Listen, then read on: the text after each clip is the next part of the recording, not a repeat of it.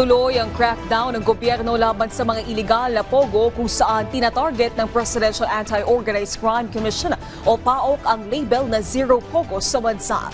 Ayon kay PAOC Executive Director Gilbert Cruz, nasa 100 small pogo operation na lang umano ang natitira sa bansa. Kasunod dito ng pagpapatupad ng total pogo ban ni Pangulong Ferdinand R. Marcos Jr. noong isang buwan. Giit ng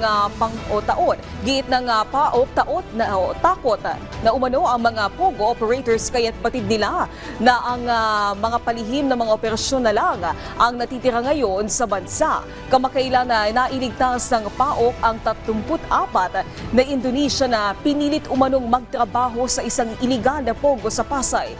Nadakip din ang isang babaeng Chinese na si Liu Meng, 2 iba pang Chinese at isang Malaysian.